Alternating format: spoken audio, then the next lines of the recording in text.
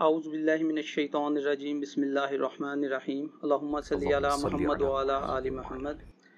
علی بھائی، آج کا پہلا سوال ہے، محرم الحرام 1442 ہجری کا آغاز ہو چکا ہے الحمدللہ۔ اسی حوالے سے آپ کے اسٹوڈنٹس کا آپ پر ایک علمی اعتراض ہے جو وقتاً فوقتاً مختلف انداز میں سوالات کی شکل میں موصول ہوتا رہتا ہے۔ اعتراض یہ ہے کہ آپ نے اپنے ریسرچ پیپر نمبر 5A میں حضرت معاویہ بن ابی سفیان رضی اللہ تعالیٰ عنہ کی غلطی کو اجتہادی غلطی کس بنیاد پر لکھا ہے، حالانکہ صحیح بخاری اور صحیح مسلم کی احادیث کی روشنی میں ایک باغی جماعت کو مجتہد کیسے کہا جا سکتا ہے جس نے امام برحق سیدنا مولا علی علیہ السلام کے خلاف نہ صرف خروج کیا بلکہ اس خروج سے توبہ کرنے کی بجائے مرتے دم تک ضد اور ہٹ درمی کا مظاہرہ کیا اور امت محمدیہ صلی اللہ علیہ وآلہ وسلم کے سیاسی نظام کو ناقابل تلافی نقصان پہنچایا جو آج تک ہم بھگت رہے ہیں۔ انا للہ و انا الیہ راجعون۔ انا للہ و انا الیہ راجعون۔ دیکھیں جی، میری تو پہلی ریکویسٹ یہ ہے کہ ریسرچ پیپر نمبر 5A میں یہ جو کچھ میں نے لکھا حضرت معاویہ بن ابی سفیان رضی اللہ تعالی عنہما کے حوالے سے، تو اسے آپ میری اجتہادی خطا سمجھ لیں، اور حقیقت حال یہ ہے کہ دعوت و تبلیغ کا کام بڑی حکمت کے ساتھ کرنا پڑتا ہے۔ سورۃ النحل کی آیت نمبر 125 میں اللہ تعالیٰ نے ارشاد فرمایا، اعوذ باللہ من الشیطان الرجیم، بسم اللہ الرحمن الرحیم، ادعو الی سبیل ربک بالحکمہ، بلاؤ اپنے رب کی طرف، اس کے راستے کی طرف حکمت کے ساتھ، والموعظۃ الحسنہ، اور اچھے واعظ کے ساتھ، وجادلہم باللتی ہی احسن، اور مجادلہ کرو مخالفین کے ساتھ، علمی ڈیبیٹ کرو، مناظرہ نہیں، مجادلہ، اس طریقے پہ جو احسن ہو، یعنی اس میں کوئی گالی گلوچ نہیں ہونی چاہیے۔ تو یہ جو تیسری کیٹیگری ہے نا، مجادلہ کرنے والی، جدل ویسے کہتے ہیں جھگڑے کو، لیکن جب علم کے لیے بات ہو رہی ہو تو اس سے مراد علمی ڈسکشن یا ڈیبیٹ جسے انگلش میں کہتے ہیں، تو یہ مجادلہ کرنے کے لیے اور حکمت کے ساتھ اللہ کے راستے کی طرف بلانے کے لیے بعض اوقات کچھ چیزوں کے اوپر کمپرومائز کرنا پڑتا ہے انیشل ڈوز کے طور پہ، لیکن میں نے بڑی ایمانداری کا ثبوت دیا ہے۔ اس میں بھی آپ دیکھیں کہ اس ریسرچ پیپر نمبر 5A کے اینڈ پہ میں نے ایک جملہ لکھا ہے، نوٹ، بالکل آخر میں آخری نوٹ یہی ہے، جس کا مطلب ہے کہ یہ پہلی قسط ہے، اس کی دوسری قسط آئے گی جس میں اس کی کلیریفیکیشن موجود ہوگی۔ نوٹ، مکمل حقائق جاننے کے لیے ریسرچ پیپر نمبر 5B، واقعہ کربلا کا حقیقی پس منظر 72 صحیح الاسناد احادیث کی روشنی میں اس کا مطالعہ فرمائیں۔ تو ظاہر ہے کہ میں نے اس چیپٹر کو کلوز نہیں کیا بلکہ اس کو دوسری قسط کی طرف رکھا ہے۔ تو آپ لا الہ کے اوپر نہ رک جائیں، الا اللہ کی طرف بھی جائیں نا۔ یہ کیا دعوت کی حکمت کی وجہ سے، اور حیران کن بات ہے کہ وہ لوگ جو پہلے اس ٹاپک کو سننے کے لیے تیار نہیں ہوتے تھے، ناسبیت کا جو زہر اہل سنت کے ہاں گھولا گیا اس کی وجہ سے، وہ جب 5B پڑھ لیتے ہیں پھر ہمیں یہ مشورہ دے رہے ہوتے ہیں کہ 5A سے اجتہادی غلطی نکالیں۔ پہلے اس ٹاپک کو سننے کے لیے تیار نہیں ہوتے ہیں، اور جب وہ پورے حقائق جان لیتے ہیں تو اینڈ رزلٹ یہ ہے کہ ہم اپنی دعوت پہنچانے میں کامیاب ہو جاتے ہیں۔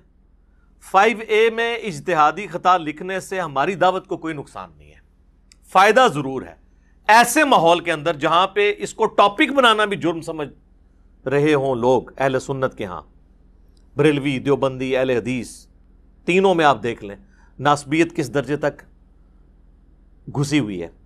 تو وہاں پر پہلے یہ منوانا کہ یہ بھی کوئی ایک ٹاپک ہے جس پہ صدیوں سے پردہ ڈالا گیا اور تصویر کا ایک رخ آپ کو بتایا گیا، دوسرے پہ جان بوجھ کے پردہ ڈالا گیا ہے، آپ کو صرف رافضی کی رٹ لگوائی گئی ہے۔ ناسبی بھی کوئی بلا کا نام ہے، کتابوں میں تو لکھی ہوئی تھی، اور وہ بیسیکلی بڑا فتنہ ہے رافضیت سے بھی، بلکہ رافضیت بائی پروڈکٹ ہے ناسبیت کی، یہ تو آپ کو نہیں بتایا گیا تھا۔ تو ایسے ماحول کے اندر اپنی دعوت کو لانچ کرنے کے لیے بعض اوقات حکمت کے ساتھ معاملات کو لے کے چلنا پڑتا ہے۔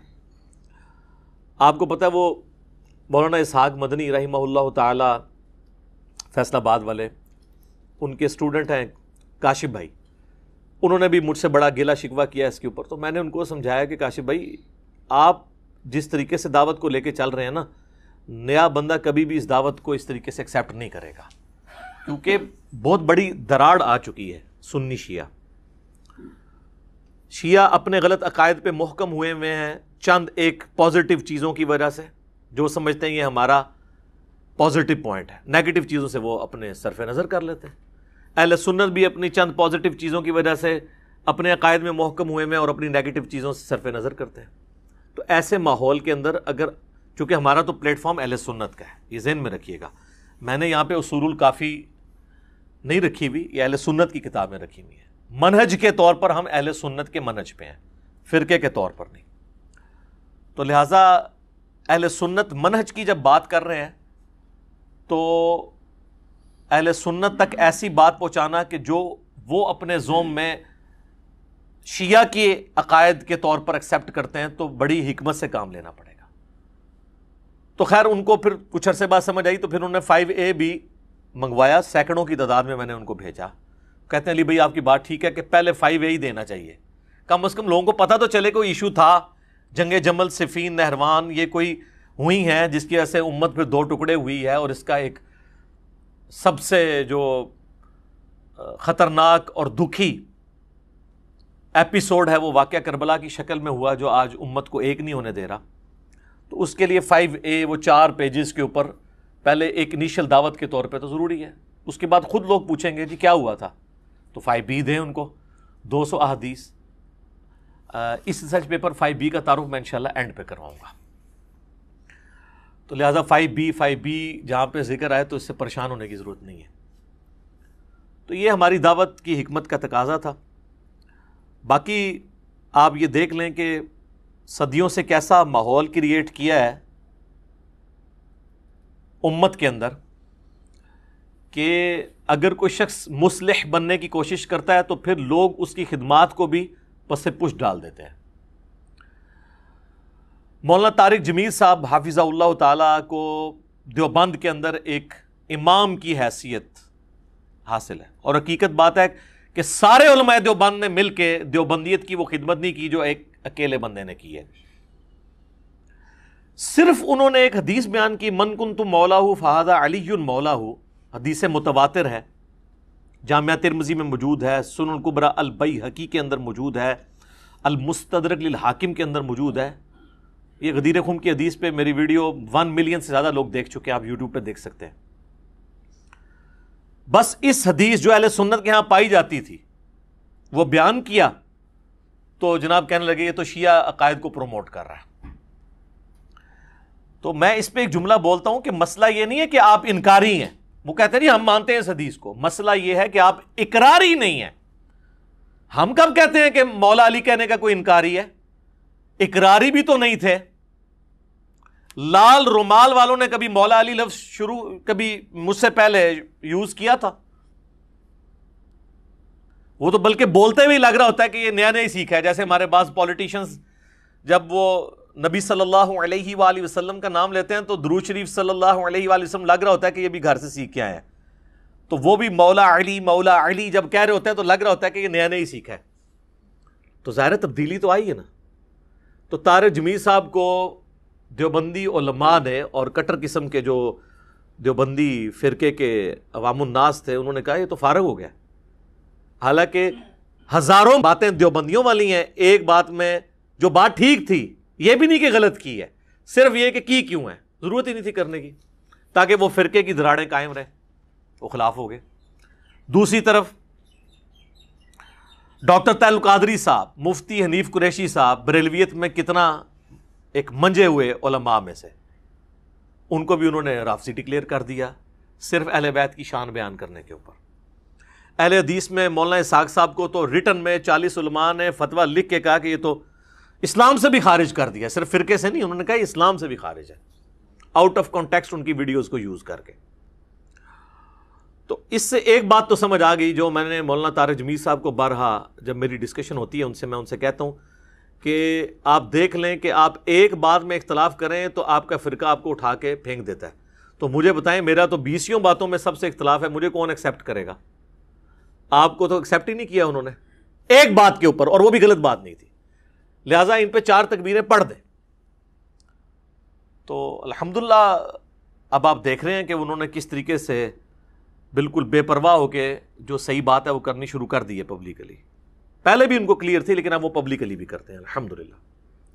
تو ایسے ماحول کے اندر دعوت لانچ کرنے کے لیے حکمت کو اڈاپٹ کرنا ضروری ہے، اور لوگوں کو یہ بتایا جائے کہ فضائل صحابہ احمد بن حنبل کی کتاب جو ہے اس میں 2 احادیث صحیح سند کے ساتھ موقوفاً مولا علی رضی اللہ تعالیٰ عنہ علیہ السلام سے ہیں کہ نبی صلی اللہ علیہ وآلہ وسلم کے ریفرنس سے ہی ظاہر ہے یہ علم الغیب والی خبر ہے کہ مولا علی کہتے ہیں کہ میری وجہ سے 2 فرقے گمراہ ہوں گے اور 2 فرقے دوزخ میں جائیں گے،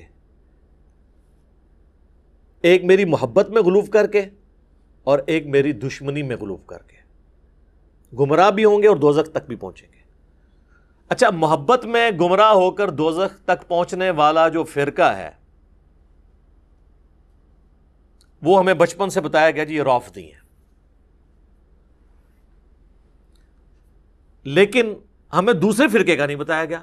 وہ کہتے ہیں وہ پہلے تھا، ایک ختم ہو گیا، خارجی، اور یہ وہ، چونکہ آج وہ خود اس کا شکار ہیں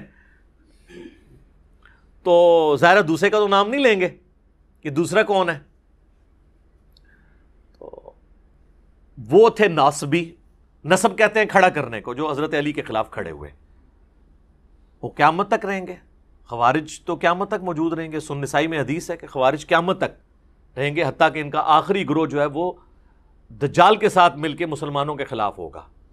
تو آج کے دور میں بھی ناصبی موجود ہیں، خارجی موجود ہیں، اور انہی لوگوں میں موجود ہیں جو صرف رافضیت کی رٹ لگاتے ہیں، اور وہ اپنے گناہ کو چھپانے کے لیے ایک دوسرا نعرہ اڈاپٹ کرتے ہیں۔ ہم کہتے ہیں رافضیوں کے بھی غلط عقائد کا رد کریں اور ناصبیوں کے بھی، اور اس پلیٹ فارم سے اللہ کے فضل سے کوئی نہیں بچا۔ رافضیوں کا کوئی ایک عقیدہ نہیں آپ بتا سکتے جس سے ہمیں اختلاف ہو کتاب و سنت کی روشنی میں، اور اس پلیٹ فارم سے اس کا علمی رد نہ ہوا ہو، گالی گلوچ والا نہیں، چاہے وہ عقیدہ جو ہے وہ ریلیٹڈ ہو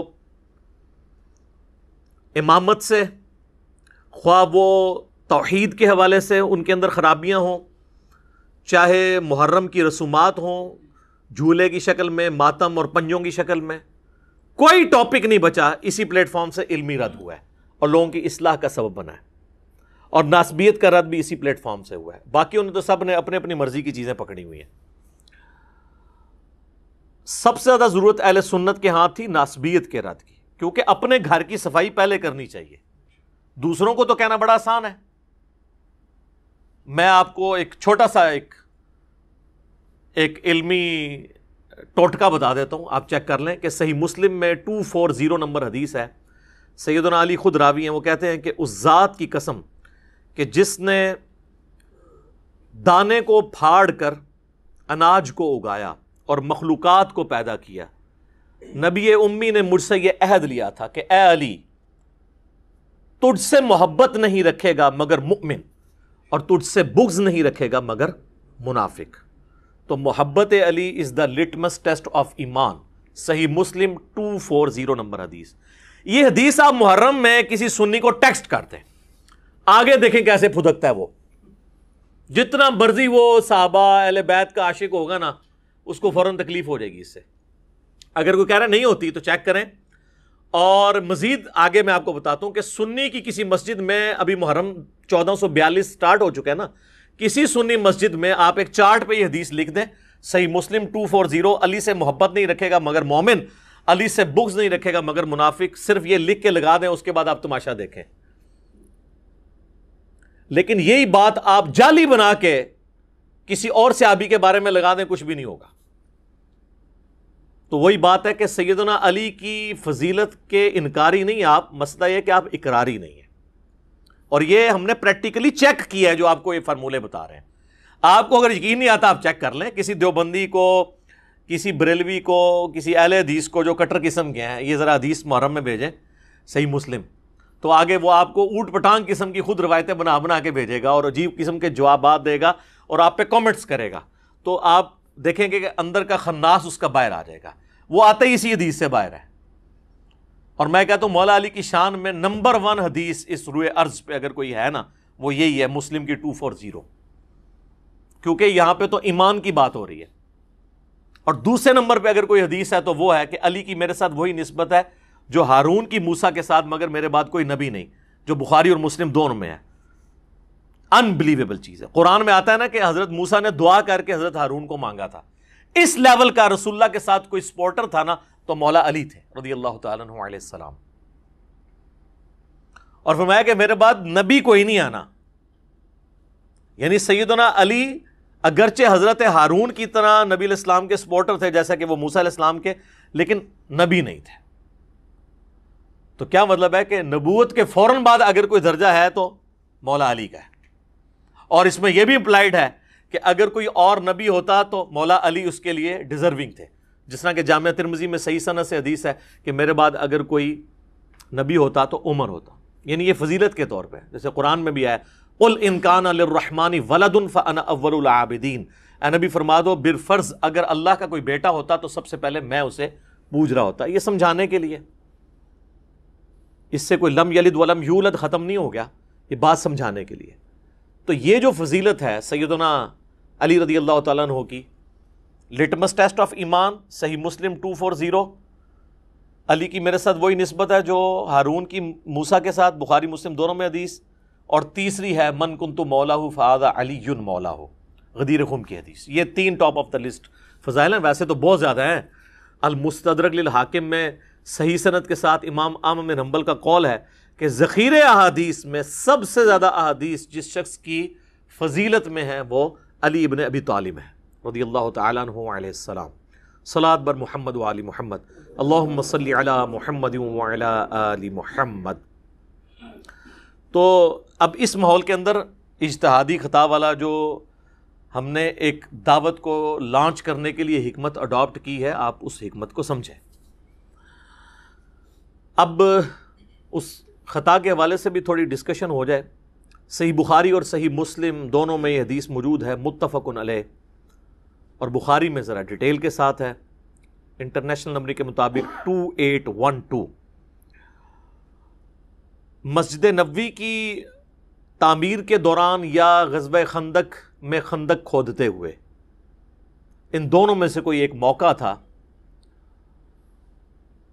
ابو سعید خدری رضی اللہ تعالیٰ عنہ کہتے ہیں کہ صحابہ کرام پتھر لا رہے تھے تعمیر کے لیے، یا پتھر اٹھا رہے تھے. باقی اصحاب ایک ایک پتھر اٹھاتے تھے، سیدنا عمار ابن یاسر 2 پتھر. اتنا ان کا ایمان کا جذبہ. ظاہر ہے کہ جس کے جینز کے اندر ایمان ہو، جس کے ماں باپ اسلام کے پہلے شہداء ہوں، سیدنا یاسر اور سیدہ سمیہ رضی اللہ عنہما وعلیہم السلام، اسلام کے پہلے شہید جنہوں نے ابو جہل کی تکلیف اٹھائی، تو ان کا بیٹا پھر یہی ہوگا نا. بلکہ یہ حدیث تو سٹارٹ ہی بڑے زبردست انداز میں ہوتی ہے. عبداللہ بن عباس اپنے بیٹے علی کو بھیجتے ہیں، ان کے بیٹے کا نام بھی علی تھا، اور ایک اور تابعی کو کہ جاؤ ابو سعید خدری سے جا کے ان کی حدیث سنو. وہ حدیث جو بیان نہیں کرنی چاہیے پبلکلی، یہ کہتے ہیں نا بیان نہیں کرنی چاہیے. اور عبداللہ بن عباس تو حدیثیں سنوائی وہی کرتے تھے. چلیں انہوں نے کہا ان سے حدیث سنو. ابو سعید خدری تو ان 7 صحابہ میں ہیں جنہوں نے سب سے زیادہ حدیثیں روایت کی ہیں. آگے وہ بھی تیار بیٹھے ہوئے تھے بھی، سینکڑوں حدیثیں ان کو یاد ہیں. تو انہوں نے نہیں پوچھا کہ کیڑی حدیث سنن آئے ہو، ان کو بھی پتا تھا وہی والی جو انجینئر صاحب بیان کرتے ہیں، اور آپ کے علماء نے پابندی لگائی ہوئی ہے. تو کہتے ہیں وہ اپنے باغ میں کام کر رہے تھے، تو ہم نے کہا کہ حضرت ہمیں ابن عباس نے بھیجا ہے، اور وہ کہہ رہے ہیں کہ جا کے ابو سعید سے ان کی حدیث سنو. ابو سعید کو تو سینکڑوں ہزاروں حدیثیں یاد ہیں. انہوں نے پوچھا کیڑے علی، تو انہوں نے کہا کہ سنو. پھر انہوں نے یہ حدیث شروع کی کہ اس طریقے سے تعمیر کا موقع تھا، سب لوگ ایک ایک پتھر اٹھا رہے تھے اور عمار بن یاسر 2 پتھر. تو نبی علیہ السلام نے اپنے مبارک ہاتھوں سے جو ہے ان کے سر اور داڑھی سے مٹی جھاڑتے ہوئے کہا، وائے عمار، اے سمیہ کے بیٹے، افسوس، یعنی تو کتنی اسلام کے لیے خدمت کر رہا ہے، افسوس تجھے ایک باغی جماعت قتل کرے گی. تو انہیں اللہ اور جنت کی طرف بلائے گا، اور وہ جماعت تجھے دوزخ کی طرف بلا رہی ہوگی. اب یہ بڑے سخت الفاظ ہیں صحیح بخاری میں 2812 کہ سیدنا علی کے سپورٹر سیدنا عمار بن یاسر اور ان کی جماعت کو نبی علیہ السلام نے کہا جنت کی طرف اور اللہ کی طرف بلانے والی جماعت، اور ان کے مخالفین کو یعنی اہل صفین کو، حضرت معاویہ رضی اللہ تعالیٰ عنہ کی جماعت کو دوزخ کی طرف بلانے والی جماعت، ٹھیک ہے، اور پھر ساتھ کہا باغی، پولیٹیکل ٹرم میں بغاوت، یہ نہیں ہے کہ وہ اسلام سے باغی ہو گئے تھے، یعنی پولیٹیکلی خلیفہ برحق کے خلاف انہوں نے بغاوت کی، جس کی اطاعت واجب تھی وَأُولِي الْأَمْرِ مِنْكُمْ کے تحت، سورہ نساء کی آیت نمبر 59، اطیعوا اللہ واطیعوا الرسول وَأُولِي الْأَمْرِ مِنْكُمْ۔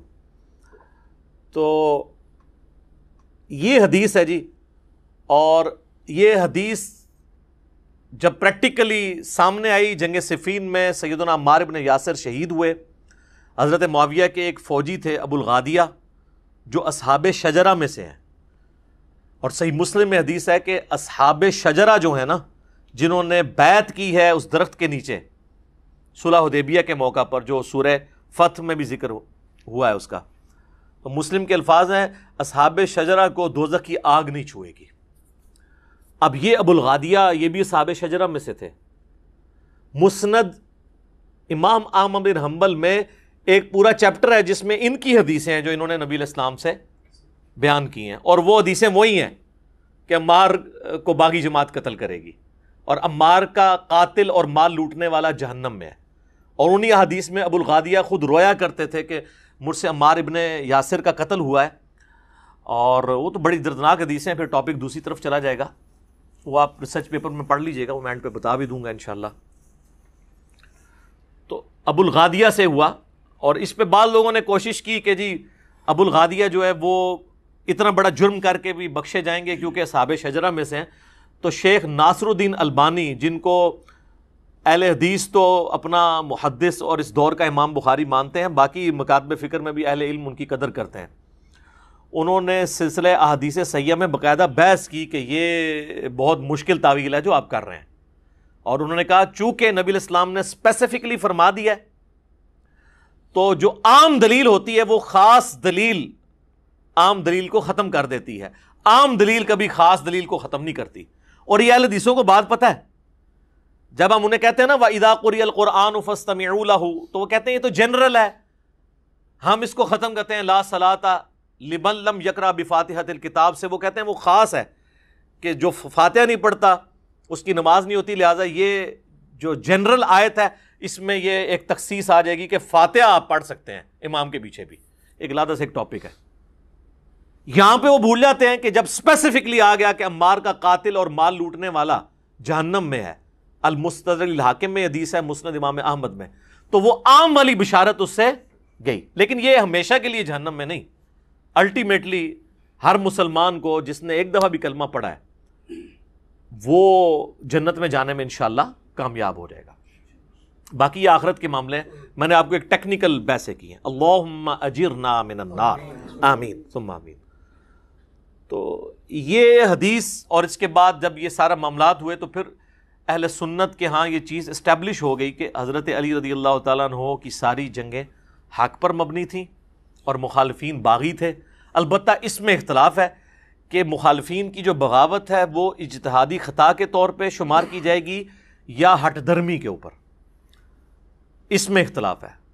پھر اس میں بھی ایک جز کے اوپر اتفاق ہے کہ جو اہل جمل ہیں، یعنی سیدہ عائشہ، سیدنا طلحہ، سیدنا زبیر رضی اللہ عنہم اجمعین وعلیہم السلام اجمعین، چونکہ انہوں نے اپنی اس غلطی سے رجوع کر لیا تھا بعد میں اور شرمسار تھے، لہٰذا ان کی غلطی کو اجتہادی غلطی کے طور پہ ایکسیپٹ کیا جائے گا اس حوالے سے کہ اللہ تعالیٰ معاف فرمانے والا ہے، اور مولا علی نے بھی ان کو معاف کر دیا۔ وہ المستدرک الحاکم میں، المصنف ابن ابی شیبہ میں اور کئی کتابوں میں، سنن الکبریٰ للنسائی کے اندر حدیث موجود ہے کہ مولا علی نے کہا کہ میں اللہ سے امید کرتا ہوں، یہ سورۃ الحجر کے اندر جو آیت ہے کہ اہل ایمان آمنے سامنے بیٹھے ہوئے ہوں گے جنت میں تختوں کے اوپر، اور اللہ تعالیٰ ان کے دلوں سے میل دور کر دے گا اور وہ جنت میں پہنچ جائیں گے۔ میں اللہ سے امید کرتا ہوں کہ یہ بشارت میرے طلحہ، زبیر اور عثمان بن عفان کے لیے رضی اللہ عنہم اجمعین، کے ہمارے دلوں میں جو ایک دوسرے کے بارے میں چیز آ گئی ہے وہ اللہ تعالیٰ دور کر دے گا۔ لیکن جہاں تک تعلق ہے حضرت معاویہ رضی اللہ تعالیٰ عنہ کا، ان کو حضرت علی نے معاف نہیں کیا، اس لیے کہ وہ حضرت علی کی زندگی میں بھی اپنی اس خطا کے اوپر قائم رہے، اور اس کے بعد 20 سال زندہ رہے، اور مرتے دم تک انہوں نے رجوع نہیں کیا۔ اسی لیے سیدنا علی نے ان کے بارے میں ڈیفرنٹ ایٹیچیوڈ رکھا۔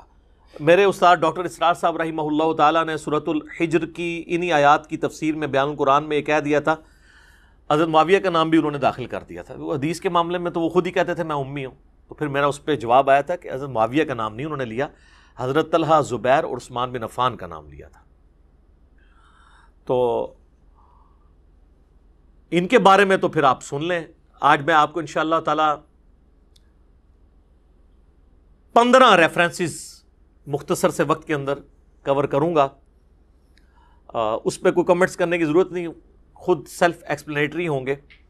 یہ اکثر کہتے ہیں نا ائمہ اہل سنت کا سلف کا فام بتائیں، اور سلف بھی یہ سٹارٹ کرتے ہیں بعد کے بابوں سے۔ بھئی پہلا سلف تو جو ہے وہ خلیفہ راشد ہے، دوسرا سلف جو ہے وہ صحابہ ہیں، بعد کے لوگوں کو چھوڑیں، آپ پہلے ان کا فام لیں۔ اس پہ بھی میں گھنٹوں بول سکتا ہوں، میں نے 200 احادیث اس میں پمفلٹ میں جمع کی ہیں، اینڈ میں تعارف کرواؤں گا۔ بہرحال میں یہ 15 حوالے جو ہے نا تیزی کے ساتھ کور کر دیتا ہوں سلف کے فام کے پوائنٹ آف ویو سے۔ پہلا فام تو مولا علی کا ہی لے لیں آپ، چونکہ وہ امام وقت ہیں۔ ابو داؤد، ترمذی، ابن ماجہ میں حدیث ہے، علیکم بسنتی و سنت الخلفاء الراشدین المہدیین، تم پر میری سنت اور میرے خلفاء راشدین کی سنت لازم ہے۔ تو مولا علی خلیفہ راشد ہیں۔ ان کا فام یہ ہے کہ المصنف ابن ابی شیبہ میں یہ حدیث موجود ہے کہ مولا علی رضی اللہ تعالیٰ عنہ قنوت نازلہ پڑھا کرتے تھے اور کہا کرتے تھے اللہم علیک بمعاویۃ و اشیاءہ، اور عمر بن عاص کے بارے میں بھی اور ابا سلمی کے بارے میں بھی کہ اے اللہ معاویہ اور اس کے شیعہ کو تباہ و برباد کر، عمر بن عاص اور اس کے شیعہ کو تباہ و برباد کر، ابا سلمی اور اس کے شیعہ کو تباہ و برباد کر۔ اور ایک اور حدیث ہے المصنف ابن ابی شیبہ کے اندر کہ مولا علی سے جب اہل صفین کے بارے میں پوچھا گیا تو انہوں نے کہا کہ میں اللہ سے امید کرتا ہوں کہ اللہ تعالیٰ ان کو معاف کر دے گا۔ امید کیا تک، ظاہر حضرت علی نے تو فیصلہ نہیں کرنا، وہ تو اللہ نے کرنا ہے۔ پھر معاملہ میرے اور معاویہ کے درمیان اللہ کی عدالت میں طے پائے گا۔ تو یعنی اس لیول تک کہ حضرت علی اتنی ٹالرنس شو کر رہے ہیں کہ اہل صفین کی معافی کے لیے بھی تیار ہیں، لیکن حضرت معاویہ کے لیے نہیں، کہ چونکہ وہ سرغنہ تھے نا، یعنی انہوں نے ایک پارٹی کو جو ہے وہ لیڈ کر کے تو خلیفہ برحق کے خلاف ٹکروایا۔ تو یہ بات بھی یعنی سمجھ آنے والی ہے۔ تو یہ پہلا فارم ہو گیا جی، یہ پہلا ریفرنس تھا جو اس حوالے سے ہم نے ڈسکس کیا، 2 احادیث سیدنا علی کے حوالے سے۔ دوسرا ریفرنس جی سیدنا عمار ابن یاسر کا اپنا فہم، جن کے بارے میں صحیح بخاری میں آتا ہے کہ عمار کی زبان کو اللہ نے شیطان سے محفوظ کر دیا، یہ صحیح بخاری میں ہے۔ تو عمار سے پوچھ لیتے ہیں، عمار بن یاسر کا آپ حضرت علی کے ساتھ کمٹمنٹ کا لیول دیکھیں، 93 ایئرز ایج ہے۔ جنگ صفین لڑنے کے دوران اس وقت 93 کے تھے، وہ 37 ہجری میں شہید ہوئے ہیں۔ 93 سال بڑی عمر ہوتی ہے۔ تو عمار بن یاسر کا فہم سنن الکبری البیہقی میں موجود ہے۔ جب ان سے پوچھا گیا اہل شام کے بارے میں، یعنی یہ جو حضرت معاویہ کی جماعت ہے امیر شام کی، تو انہوں نے کہا کہ یہ نہ کہو کہ اہل شام نے کفر کیا، اس سے کم از کم رافضیت کا رد ہو گیا، جو حضرت معاویہ یا ان کی جماعت کو سمجھتے ہیں کہ وہ کافر ہیں، اور اس بغاوت کو وہ دین کی بغاوت اس حوالے سے سمجھتے ہیں کہ وہ سمجھتے ہیں شاید نعوذ باللہ انہوں نے اسلام اتار کے پھینک دیا تھا۔ نہیں، اسلام میں وہ تھے، مسلم تھے، پولیٹیکلی انہوں نے معاملوں کو مس ہینڈل کیا، وہ بھی غلط ہے۔ اس میں عمار بن یاسر کیا کہتے ہیں، یہ نہ کہو کہ اہل شام نے کفر کیا، بلکہ کہو انہوں نے فسق کیا اور ظلم کیا۔ فسق کہتے ہیں گناہ کبیرہ کو۔ تو عمار بن یاسر کہہ رہے ہیں کہ اہل شام جو ہیں، اہل صفین، یہ فاسق بھی ہیں اور ظالم بھی ہیں، یعنی بڑے مجرمین ہیں، کافر نہیں ہے۔ بس یہی میرا عقیدہ ہے جو عمار بن یاسر کا عقیدہ ہے، ہم اس سے آگے نہیں جاتے۔ تو آپ بھی مہربانی کریں ادھر تک پہنچ جائیں۔ لہذا اہل صفین کو فاسق، ظالم، مجرم، باغی، دوزخ کی طرف بلانے والے، یہ سارے کے سارے الفاظ بالکل جسٹیفائی ہو گئے. عمار بن یاسر کا فام بھی، سلف کا فام بھی آ گیا. اب کوئی عمار بن یاسر کے فام کو چھوڑ کے کوئی ریالوں والے مولوی کے فام کو اپنا فام مان رہا ہے تو اس کی اپنی قسمت ہے. اور یہ ریال آج کا ایشو نہیں ہے. بنو امیہ اور بنو عباس کے دور میں بھی علماء ظاہر ہے جی کوڑوں سے اور پھانسیوں سے ڈرتے تھے، سیدھی سی بات ہے. تو یہ دوسرا ریفرنس. تیسرا ریفرنس ایک تابعی کا. میں اب سٹیپ وائز آ رہا ہوں. پہلے خلیفہ راشد، پھر صحابی. حالانکہ صحابہ میں اور بھی کئی فارم میں بیان کر سکتا ہوں لیکن میں اس کو سکپ کر رہا ہوں. آج مال نہیں، ورنہ وہ ٹاپک اور طرف چلا جائے گا. وہ پمفلٹ میں موجود ہیں سارے. اب آ جائیں تابعی کے اوپر. صحیح مسلم میں حدیث ہے 4776. ایک تابعی ہیں عبد الرحمن بن عبد رب الکعبہ.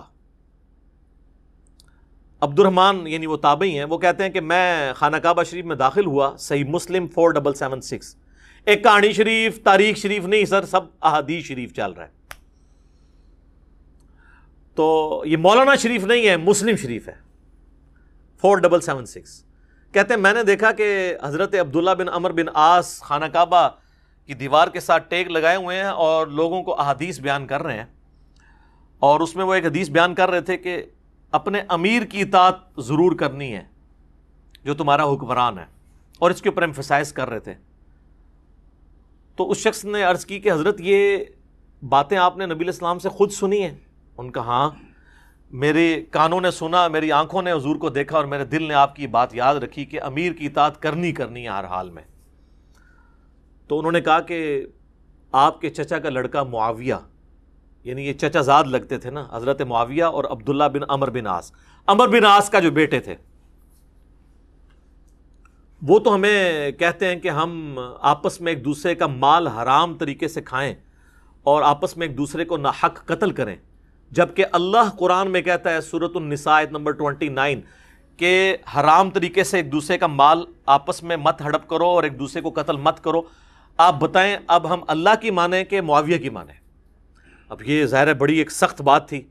تو حضرت عبداللہ بن عمر بن عاص نے تھوڑی دیر تک خاموشی اختیار کی اور پھر سر اٹھا کے کہا کہ معاویہ کی اطاعت کرو ان کاموں میں جس میں وہ اللہ کی اطاعت کے اندر تمہیں حکم دے، اور معاویہ کی نافرمانی کرو ان کاموں میں جس میں وہ اللہ کی نافرمانی کا حکم دے. اور یہی عقیدہ مسلمان کا ہونا چاہیے. بخاری اور مسلم دونوں میں حدیث ہے، مولا علی کہتے ہیں نبی علیہ السلام نے فرمایا کہ مخلوق کی اطاعت صرف معروف کے اندر ہے، اللہ کی اطاعت کے اندر ہے. اگر وہ اللہ کی اطاعت سے باہر کی بات کریں گے پھر ان کی اطاعت نہیں کی جائے گی مخلوق کی. یہ اکثر بولے پوچھ رہے ہوتے ہیں جی میری ماں کہتی ہے بھی داڑھی نہیں رکھنی ہے تو اب میں ماں باپ کا حکم مانوں. یہ وہ بندہ ہے جو ماں باپ کے کہنے پہ کبھی دہی لینے کے لیے بھی دکان پہ نہیں جاتا، وہ داڑھی کے معاملے میں ماشاءاللہ لمحہ پہ جاتا ہے. اب میں والدہ کا حکم مانوں یا اللہ کا؟ اڈا پولا ہے. اللہ اور اس کے رسول کی اطاعت پہلے نمبر پہ ہے. یہ جو بخاری مسلم کی حدیث ہے تم مومن ہی نہیں ہو سکتے جب تک کہ میں تمہارے ماں باپ، اولاد اور تمہاری اپنی جان سب سے بڑھ کے تمہیں عزیز نہ ہو جاؤں. اس کا مطلب یہی تو ہے کہ اللہ اور اس کا رسول ٹاپ پرائورٹی ہونے چاہیے عز و جل و صلی اللہ علیہ وآلہ وسلم. تو یہ جناب فہم آ گیا ایک تابعی کا، اور ساتھ صحابی کا فہم بھی آ گیا، عمر بن عاص کا بھی، ان کے بیٹے کا عبداللہ بن عمر بن عاص. یہاں پہ ایک میں مدنی پھول آپ کو دے دوں. یہ اکثر جو یہ بات بولی جاتی ہے نا الصحابۃ کلہم عدول، صحابہ سب کے سب عادل ہیں، اس کا وہ مطلب نہیں جو آپ کو بریلوی دیوبندی یا اہل حدیث کے مولوی پڑھاتے ہیں یا ان کے بزرگ. ورنہ یہاں پہ عبداللہ بن عمر بن عاص کو صحیح مسلم 4776 نمبر حدیث میں کہنا چاہیے تھا الصحابۃ کلہم عدول، سارے صحابہ عدل کرنے والے ہیں. تو تم یہ کہہ رہے ہو کہ یہ حرام خوری کا حکم دیتا ہے اور قتل ناحق کا حکم دیتا ہے، یہ کیسے ہو سکتا ہے؟ الصحابۃ کلہم عدول یہ نہ کوئی آیت ہے نہ کوئی حدیث ہے، یہ ایک سلوگن کے طور پہ جملہ محدثین کے ہاں پایا جاتا ہے کہ روایت حدیث میں تمام صحابہ عادل ہیں. کیونکہ یہ چیز جان پھٹک ہو چکی ہے کہ صحابہ کرام سے مختلف قسم کی غلطیاں ضرور ہوئیں بحیثیت انسان، آپ اس کو اجتہادی خطا ہی کہہ لیں، لیکن رسول اللہ پہ کبھی انہوں نے جھوٹ نہیں باندھا، کیونکہ نبی علیہ السلام نے اس گناہ کی سنگینی اس قدر راسخ کی تھی ان کے اندر. سر بخاری مسلم میں پہلی حدیث ہی مولا علی سے یہ ہے، بخاری میں بھی، کہ میری طرف کوئی ایسی بات منسوب نہ کرنا جو میں نے نہیں فرمائی، ورنہ اپنا مقام دوزخ میں دیکھ لو. اب یہ بات اس طریقے سے نبی علیہ السلام نے راسخ کی تھی کہ بڑے بڑے جرم بھی ہوئے لوگوں سے، لیکن حدیث کسی نے نہیں گھڑی صحابہ کرام سے. اسی لیے کہا جاتا ہے الصحابہ کلہم عدول، روایت حدیث میں سارے صحابہ عدول ہیں. کوئی نہیں بتا سکتا کہ حضرت معاویہ نے کوئی حدیث گھڑی ہو اپنی شان میں یا حضرت علی کو نیچا کرنے کے لیے، نہیں، ناٹ ایٹ آل. تو اس کا یہ معنی ہے. اور اس کو سپورٹو میں آپ کو ایک کال بھی بتا دیتا ہوں. سنن ابی داؤد میں انٹرنیشنل نمبر کے مطابق 4129 نمبر حدیث ہے. محمد بن سیرین تابعی المتوفا 110 ہجری یہ حدیث حضرت معاویہ سے روایت کرتے ہیں اور ساتھ فرماتے ہیں وَكَانَ مُعَاوِيَةُ لَا يُتَّهَمُ فِي حدیث، اور معاویہ حدیث کے معاملے میں متہم نہیں تھے، ان پر کوئی تہمت نہیں کہ انہوں نے حدیث گھڑی ہو. یہ بات ان کو کہنے کی ضرورت کیوں پڑی؟ حضرت ابوبکر عمر عثمان رضی اللہ عنہم اجمعین وعلیہم السلام اجمعین،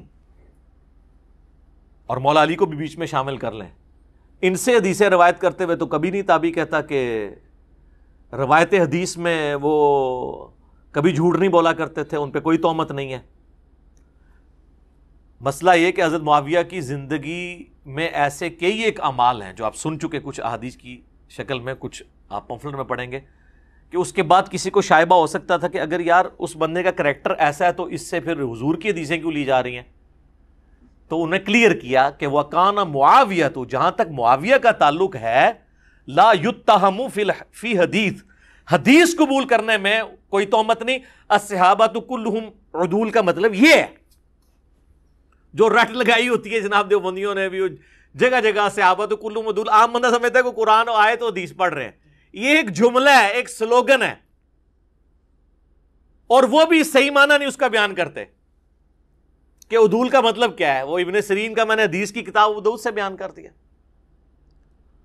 تو یہ جناب 3 ریفرنسز ہو گئے، خلیفہ راشد کا، اس کے بعد عمار بن یاسر کا، ایک صحابی کا، اور اس کے بعد ایک تابعی کا. اب میں 12 ریفرنسز جو ہے نا وہ آپ کو ورڈ بائی ورڈ، یہ مجھے پکڑائیے گا لیپ ٹاپ، آپ کو پڑھ کے سناتا ہوں، کیونکہ ظاہر ہے کہ وہ ایک جگہ تو نہیں لکھے ہوئے. میں نے بہرحال اس کے اوپر ورکنگ کی ہوئی ہے، اللہ کا شکر ہے. اب یہ JPG میں بھی لگ جائیں گے تو پھر لوگوں کو ادھر ادھر بھاگنا بھی نہیں پڑے گا، آسانی رہے گی انشاءاللہ تعالی. ہاں جی 3 ہو گئے نا جی. آج جی چوتھا ریفرنس، علی ابن الجعد المتوفا 230 ہجری، احمد بن حنبل اور امام بخاری کے استاد ہیں. ان کی حدیث کی کتاب بھی ہے مسند علی ابن الجعد. علی ابن الجعد، ایسے ابن الجود بھی پڑھتے ہیں، یہ جود لفظ غلط ہے، یہ زبر کے ساتھ ہے، بہرحال اردو میں چل جاتا ہے، مولویوں کا زیادہ اعزاز ہوتا ہے. میں ویسے آپ کو کلیریفائی کر رہا ہوں، کوئی فرق نہیں پڑتا، آپ جود پڑھ لیں میرے شکل سے، عربی میں جعد لفظ ہے. ان کے بارے میں ابن حجر اسقلانی نے تہذیب التہذیب کے اندر، جو آپ سمجھ لیں اسماء و رجال کے اوپر ایک اتھینٹک بک مانی جاتی ہے، اس میں نقل کیا، اور اس کی سند کو شیخ زبیلی زئی رحمہ اللہ تعالی نے، وہ انہوں نے تو خیر کسی اور مقصد کے لیے لکھا تھا قیام رمضان والی کتاب کے اندر، تو وہ ہماری عقابی نظروں سے وہ چیز بچی نہیں ہے، تو وہ ہم نے پکڑ لی. 77 نمبر پیج پہ وہ لکھتے ہیں کہ علی ابن الجعد کہا کرتے تھے مجھے یہ برا نہیں لگتا کہ اللہ تعالی معاویہ کو عذاب دے. یہ جملہ آج تک میں نے کبھی بیان نہیں کیا خود اپنے ریفرنس سے. یہ اتنا بڑا جملہ بول کے جو یہ کہہ رہا ہے کہ مجھے یہ برا نہیں لگے گا کہ قیامت والے دن حضرت معاویہ کو عذاب ہو، یہ اہل سنت کا امام ہے، احمد بن حنبل کا استاد ہے، امام بخاری کا استاد ہے، اس کی حدیث کی کتاب مانی جاتی ہے. شیخ زبیر صاحب نے بھی اس میں لکھا ہے کہ ہم اسے سیکھے ہی مانتے ہیں. اس کو کیوں نہیں رافضی کہتے یا نیم رافضی کہہ دے؟ نہیں، وہ بڑا ہے. تو ہم تو سلف کا فہم عوام کے سامنے بیان کریں. یہ آپ کے سلف ان کے بارے میں لکھ کے گئے ہیں جن کا آپ جھوٹا دفاع کرتے ہیں.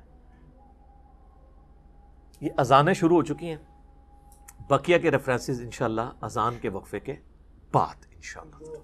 ہاں جی جناب، اب آ جائیں جی 5th ریفرنس کی طرف،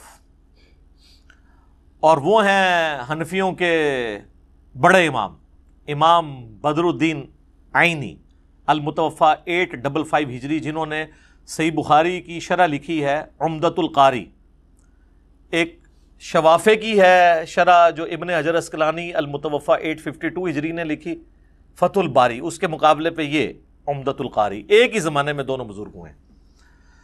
تو انہوں نے صحیح بخاری میں جو حدیث ہے نا 7083 کہ اگر ایک مسلمان دوسرے مسلمان کے خلاف تلوار اٹھا لے، اس کی شرح کرتے ہوئے عمدۃ القاری میں لکھتے ہیں، ورڈ بائی ورڈ میں آپ کو پڑھ کے سناتا ہوں۔ وہ کہتے ہیں کہ امام کرمانی رحمہ اللہ نے کہا کہ سیدنا علی اور حضرت معاویہ دونوں ہی مجتہد تھے، زیادہ سے زیادہ یہ ہے کہ حضرت معاویہ کو اجتہاد میں خطا لاحق ہو گئی، ان کو 1 اجر ملے گا، جبکہ سیدنا علی کو 2 اجر ملیں گے۔ تو اس دعوے کے اوپر وہ کمنٹس کرتے ہیں امام بدر الدین عینی، وہ کہتے ہیں میں کہتا ہوں کہ حضرت معاویہ کی خطا کو اجتہادی خطا کیسے کہہ دیا جائے، اور ان کے اجتہاد پر کیا دلیل ہے، حالانکہ ان کو یہ حدیث مل چکی تھی جو بخاری مسلم کی حدیث میں نے پہلے بیان کی، جس میں رسول اللہ نے فرمایا تھا صلی اللہ علیہ وآلہ وسلم، افسوس ابن سمیہ کو ایک باغی جماعت قتل کرے گی، اور ابن سمیہ عمار ابن یاسر ہیں، اور ان کو حضرت معاویہ کے گروہ نے جنگ صفین میں قتل کیا۔ کیا حضرت معاویہ اس پر راضی نہیں کہ ان کو برابر چھوڑ دیا جائے، چہ جائے کہ ان کو 1 اجر بھی ملے؟ یہ بات ٹیکنیکلی درست ہے۔ دیکھیں وہ جو حدیث ہے نا بخاری اور مسلم کی، اس میں الفاظ ہیں کہ اگر کوئی حاکم اجتہاد کرے، حاکم، تو اپنے صحیح اجتہاد کے اوپر اللہ تعالیٰ اسے 2 اجر عطا فرمائے گا، اور اگر اس نے غلط اجتہاد کیا تو 1 اجر۔ مخالفین تو ہوتے ہی باغی ہیں، انہوں نے اجتہاد کرنا ہی نہیں، وہ اجتہاد کے تو اہل ہی نہیں ہوتے۔ یعنی سیدنا علی اگر جنگ جمل، صفین اور نہروان غلط بھی لڑتے نا، تب بھی 1 اجر ملتا ان کو۔ اب تو خیر الحمدللہ ان کی تینوں جنگیں درست ہیں، میرے ریسرچ پیپر کے اوپر سپورٹی بخاری مسلم کی کئی احادیث ہیں، تو ان کے لیے ڈبل اجر ہے، مخالفین مجتہد نہیں ہے۔ 6واں ریفرنس ابن حجر اسقلانی المتوفی 852 ہجری، جو ان کے ہی زمانے کے ہیں، فتح الباری میں صحیح بخاری کی ایک حدیث ہے 3766 حضرت معاویہ کے بارے میں، جس پہ امام بخاری نے باب باندھا ہے، باب ذکر معاویہ، امام بخاری نے۔ تو ابن حجر اسقلانی اس کانٹیکسٹ میں لکھتے ہیں کہ امام بخاری نے یہاں صحیح بخاری میں حضرت معاویہ سے متعلق باب کے عنوان میں صرف لفظ ذکر معاویہ بیان کیا، اور فضیلت یا منقبت جیسے الفاظ ذکر نہیں کیے، کیونکہ اس حدیث سے کوئی فضیلت معلوم نہیں ہوتی۔ وہ حدیث کیا تھی کہ حضرت معاویہ 1 وتر پڑھتے تھے، تو کہتے ہیں اس میں کوئی فضیلت والی بات نہیں۔ حضرت ابن عباس نے جو کہا نا کہ وہ فقیہ ہے، صحابی ہے، اس کو چھوڑ دو، اور یہ بھی حضرت ابن عباس نے تقیتاً بات کی تھی، کیونکہ طحاوی شریف حنفیوں کی شرح مانی الآثار، اس میں باقاعدہ امام طحاوی نے اس کانٹیکسٹ میں ایک اور روایت لی ہے، جس میں ابن عباس کو جب بتایا جاتا ہے نا کہ وہ 1 وتر پڑھتے ہیں حضرت معاویہ، تو کہتے ہیں اس گدھے نے یہ کہاں سے طریقہ نکال لیا، چھڑا 1 وتر والا۔ تو امام طحاوی اس کو سپورٹ میں لے کے آئے حنفیوں کی کہ ہم 3 وتر کے قائل ہیں، لہٰذا امام طحاوی نے مراد یہ ہے کہ اس حدیث کی تصحیح کر دی۔ لوگ کہتے ہیں امام طحاوی نے ساتھ نہیں لکھا کہ صحیح ہے غلط ہے، وہ ثبوت کے طور پہ جب کوئی بات پیش کی جاتی ہے تو صحیح ہونے کے ساتھ ہی پیش کی جاتی ہے۔ تو یہ میں نے آپ کو ساتھ ساتھ تھوڑا سا بریف بھی کر دیا۔ تو کہتے ہیں کہ ابن عباس کا حضرت معاویہ کے لیے فقیہ اور صحابی کا بیان ہی بطور فضیلت کافی ہے، تاہم امام ابن ابی عاصم نے حضرت معاویہ کے مناقب میں ایک رسالہ لکھا، اسی طرح کا کام ابو عمر غلام اور ابو بکر نقاش نے بھی کیا، اور امام ابن جوزی نے بھی اپنی من گھڑت احادیث کو جمع کرنے والی کتاب الموضوعات، موضوعات شریف گڑی ہوئی حدیث ہے، اس میں بھی کچھ روایتیں نقل کی ہیں۔ اس کے بعد امام اسحاق بن راہوے کا قول بھی نقل کیا کہ حضرت معاویہ رضی اللہ تعالیٰ عنہ کی فضیلت میں صحابیت کے سوا کوئی چیز ثابت نہیں۔ ابن حجر اسقلانی مزید لکھتے ہیں یہی وجہ ہے کہ امام بخاری نے بھی اپنے استاد یعنی امام اسحاق، جنہوں نے کہا کہ صحابی کے علاوہ کوئی فضیلت ان کے لیے ثابت نہیں ہے، لہٰذا کیٹاگوریکل ڈینائی ہو گیا. وہ جو کبھی ہادی اور مادی لے کے آتے ہیں، کبھی سمندری جہاد، کبھی کچھ وہ سب کچھ انکار کرتے ہیں. اور امام بخاری اگر وہ سمندری جہاد والی سے وہ رزلٹ نکل رہا ہوتا تو امام بخاری حضرت معاویہ کے چیپٹر میں وہ حدیث لے آتے ہیں اور اس میں سے رزلٹ وہ اس طریقے سے نکالتے ہیں جس طرح انہوں نے نکالا ہے.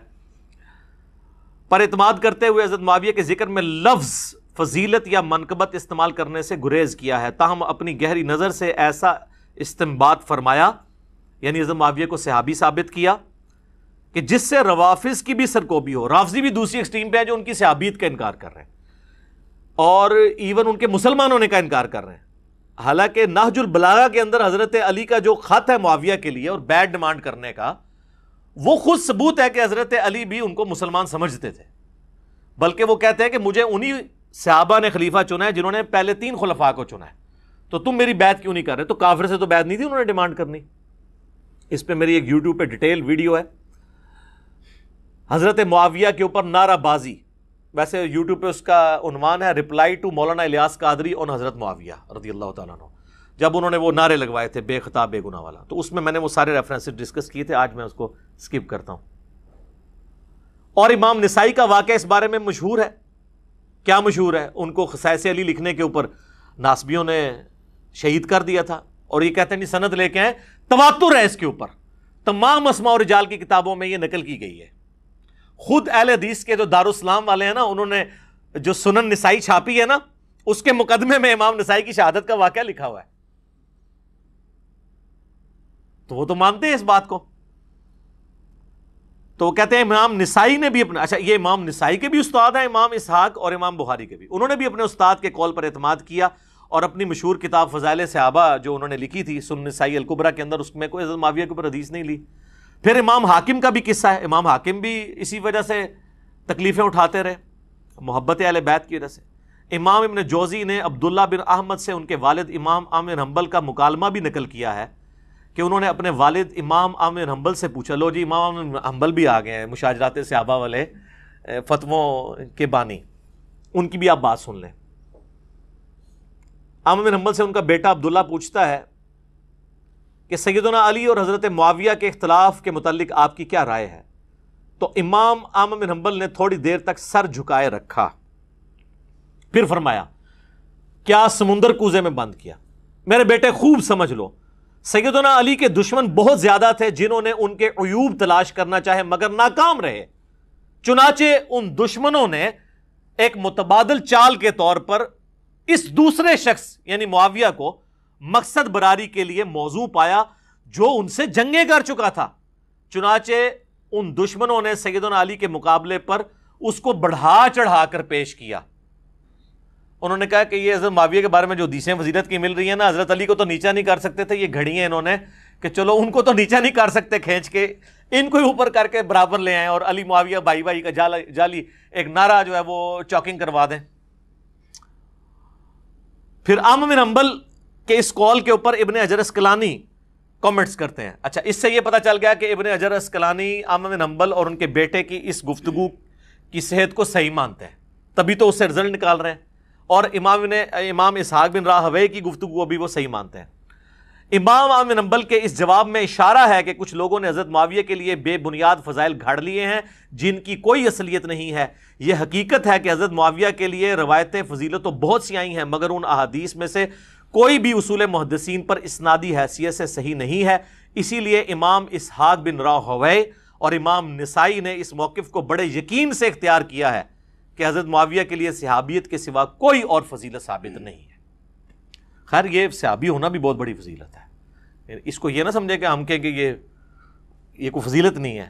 وہ میرا ایک جملہ بھی آؤٹ آف کانٹیکسٹ انہوں نے کاٹا تھا، وہ عمر بن عاص نے کہا تھا، صحیح مسلم میں 321 نمبر حدیث ہے کہ جب ان کا بیٹا کہتا ہے، وہ ظاہر موت کے وقت شرمندہ ہوتے ہیں جو کچھ انہوں نے حضرت معاویہ کے ساتھ مل کے حضرت علی کے ساتھ کیا ہوتا ہے، تو وہ دیوار کی طرف منہ کر کے رو رہے ہوتے ہیں، تو بیٹا تسلی دیتا ہے کہ جی آپ نے تو جنگ یرموک بھی لڑی، حضور کے صحابی بھی رہے، تو آپ کی تو بشارتیں. تو انہوں نے کہا کہ صحابی ہونا کوئی فضیلت نہیں ہے، اصل فضیلت ہے کلمہ پڑھنا. ظاہر کلمے کی وجہ سے بندہ صحابی بنتا ہے، یعنی کیٹاگوریکل ڈینائی نہیں اس فضیلت کا. کلمے کے بعد ظاہر جب کوئی صحابی ہوگا تو ایک عام مسلمان سے تو بہت افضل ہے.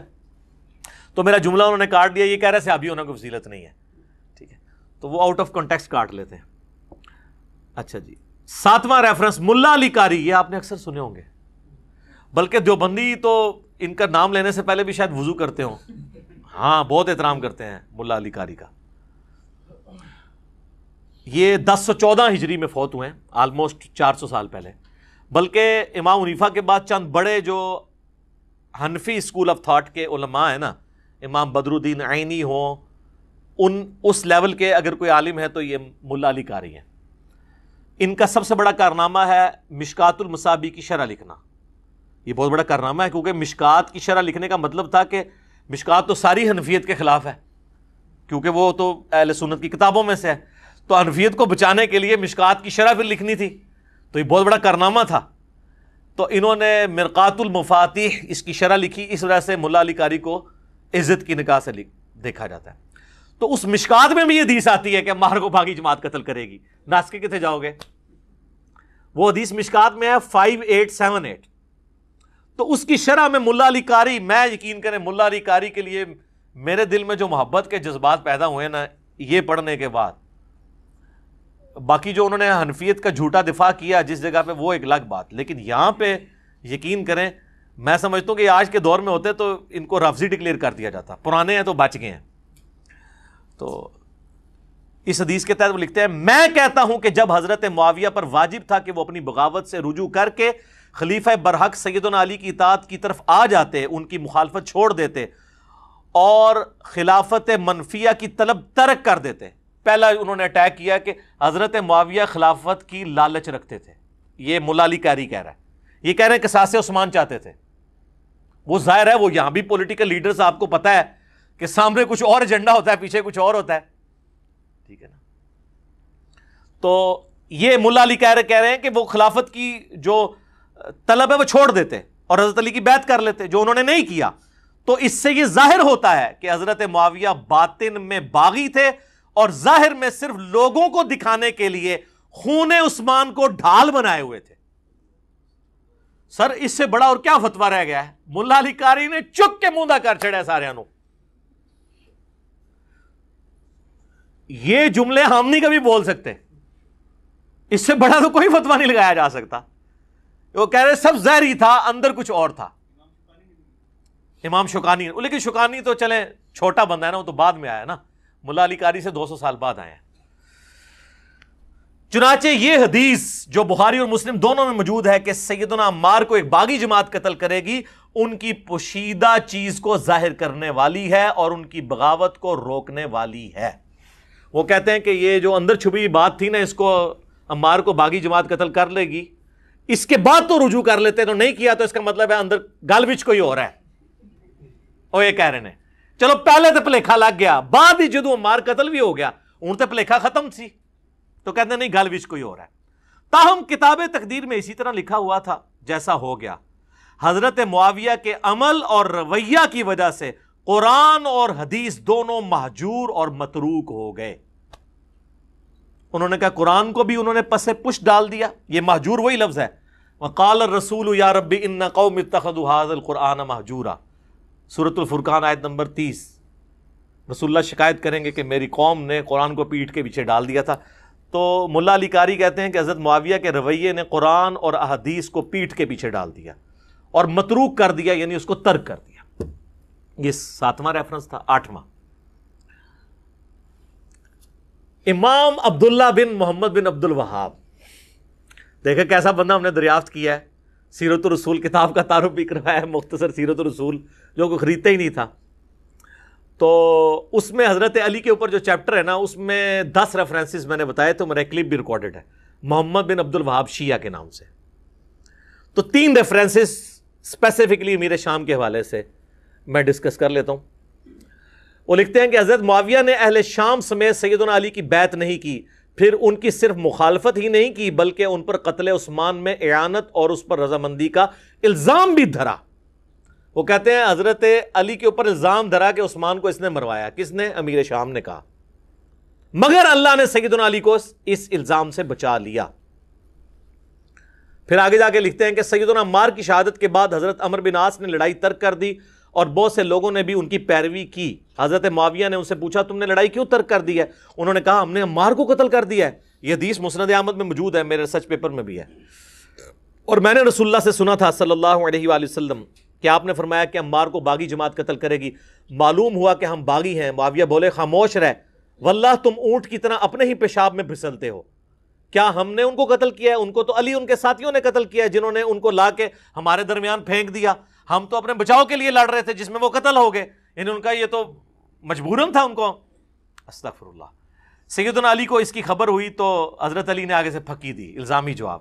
انہوں نے کہا اگر ہم نے عمار کو قتل کیا ہے تو پھر اپنے چچا سیدنا حمزہ بن عبد المطلب کو رسول اللہ نے کیا قتل کیا تھا, جنہوں نے لا کے ان کو کفار کے مقابلے میں بھیج دیا غزوہ احد میں. اے پھکی سی کہ بھئی جو سپورٹر ہوتا ہے وہ اگر مخالف سے لڑتے ہوئے مار دے تو مخالف یہ کہے کہ اس نے مروایا ہے, کیوں لے کے آیا ہے. کہانی ہوتی ہے, پاویں آج دا بندہ کرائے پاویں پرانا بندہ کرائے, کڈی اڈی کہانی کرائی ہے. اچھا یہ ان کے جو سپورٹر نا بنو امیہ کے, وہ آج اسی لیول کی کہانیاں کراتے ہیں. پھر آگے جا کے لکھتے ہیں کہ بنو امیہ سیدنا علی کی تنقیص اور ان کے بارے میں نازیبا الفاظ استعمال کرتے رہے, مگر اس عمل سے علماء کے دل میں سیدنا علی کی محبت اور بڑھ گئی اور قدر و منزلت میں اضافہ ہی ہوا. عمر بن عبداللہ بن زبیر کہتے ہیں کہ بنو امیہ 60 سال تک ان کو گالیاں دیتے رہے مگر ان کا کچھ نہ بگاڑ سکے, بلکہ ان کی شان پہلے سے بھی بلند ہو گئی. صلاۃ بر محمد و آل محمد, اللہم صلی علی محمد و علی آل محمد. یہ کہتے ہیں کہ جی یہ جو گالیاں تھیں نا یہ سب تھا, یہ تنقید تھی. اچھا تو حضرت علی پہ تنقید کرنا ثواب کا کام ہے؟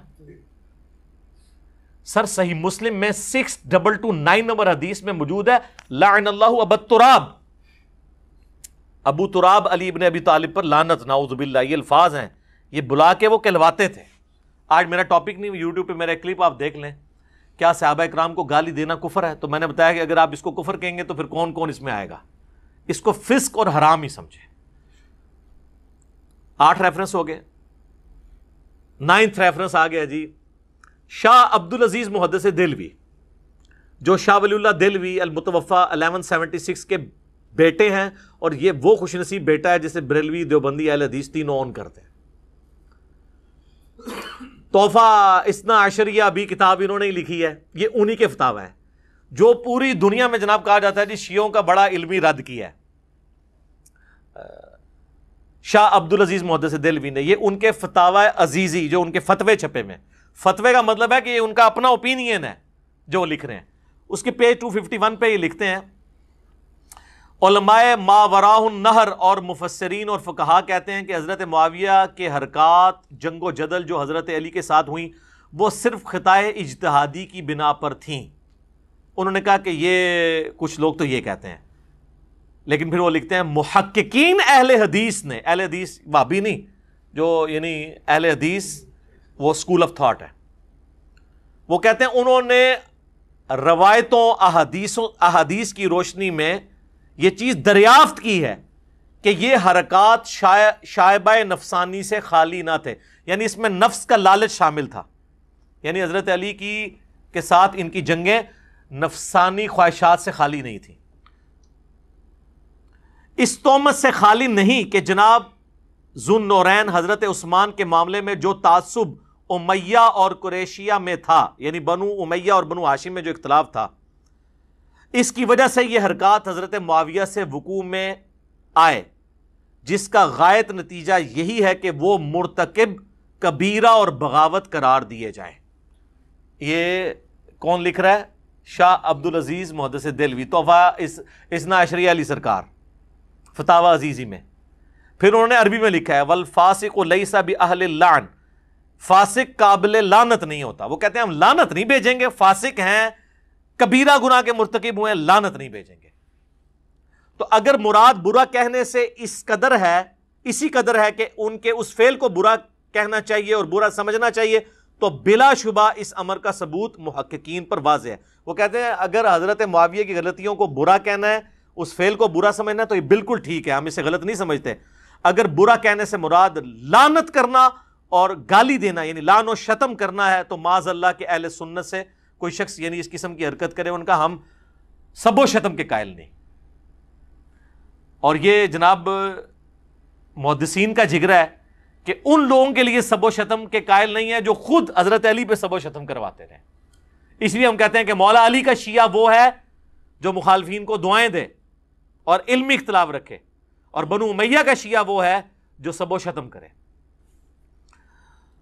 10واں ریفرنس پیر میرلیہ صاحب کا المتوفا 1937 عیسوی.